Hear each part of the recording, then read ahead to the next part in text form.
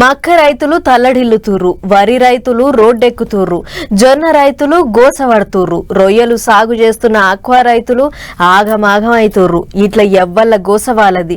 టైంకు పంటలు కొనక కొంతమంది పర్షాన్ అయితుంటే రేట్లు గిట్టుబాటుగాక ఇంకొంతమంది లాస్ అయితూరు. చిన్నగా లెవ్వు పొర్రి అన్నదాతల కష్టాలు. ఆ మాట ఈ మాట పెద్ద కోడలికే అన్నట్టు అందరికి అన్నం పెట్టే అన్నదాతలకే ఎక్కలేని కష్టాలన్నీ వచ్చి పడుతున్నాయి. నిరి ఈసారి అయితే అరిగోసనే ఉన్నది పోన్రి. ఇప్పటికే టైంకు గింజలు అమ్ముడు పోక మార్కెట్లలో పడిగాపులు కాస్తున్నారంటే రైతులను వానలు కూడా ఆగం పట్టిస్తున్నాయి. వర్షాకాలం దినం వర్షం వస్తే బ్యాగులు తడిస్తే మొలకలు వస్తాయి. ఇంకా మేము కూడా అవుతాం సార్. మేము ఆధారపడ్డదే వ్యవసాయం మీద. చేతనే చేతగాక ముసలోళ్ళని చేసుకుంటున్నాం, సోరోళ్ళు చేసుకుంటారు, చదువుకున్న వాళ్ళు అందరూ చేసుకుంటారు. ఇప్పుడు పోతే మేము రైతులు అన్ని లాస్ పోతే మాకేంది మిగులుతుంది సార్? అలా నాగర్ కర్నూలు జిల్లాలో గట్లున్నది పరిస్థితి. నల్లమల అడవులున్నాయనో ఏం పాడో తాపకోసారి వానలు దాబాయించి కొడుతున్నాయి.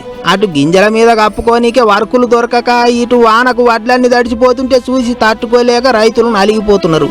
ఒక్క నాగర్ కర్నూలు జిల్లానే కాదు, చాలా దిక్కుల గిట్లనే ఉన్నది పరిస్థితి. ఎప్పటి వడ్లు అప్పుడు లోడ్ ఎత్తుకొని పోతే ఏ తిప్పలు ఉండదు. కానీ బత్తాలుంటే లారీలు ఉంటలేవు, లారీలుంటే బత్తాలు ఉంటలేవు, రెండు ఉంటే ఆమాలీలు ఉంటలేరని రైతులు కోపానికి వస్తుండ్రు. ఇంకో దిక్కు గింజల కొనుగోలు మీద రాజకీయం కూడా గట్టిగానే నడుస్తుంది. ఎగస్ పార్టీ వాళ్ళు గట్టిగానే సాపిస్తాండ్రు. ఇప్పటికే కారు పార్టీ వాళ్ళు పొట్టు పంచాది మోపు చేసిండ్రు. అటు సోమవారం నుంచి రైతు గోస, బీజేపీ భరోసా అని పువ్వు పార్టీ వాళ్ళు 3 దినాలు రాష్ట్రం అంతటా కొనుగోలు కేంద్రాల కాడికి పోయి నిరసన చేయాలని తయారైనరు. మరిగా లీడర్ల లొల్లులు చేయబట్టి రైతన్నలు ఏ పార్టీ ముంగట పడతారో చూడాలి. ఇంకో దిక్కు పబ్లిక్ కూడా రైతులను గోస పెట్టకుండ్రి సార్లో అని అడుగుతాండ్రు. ఏం చేస్తారో మరిగా.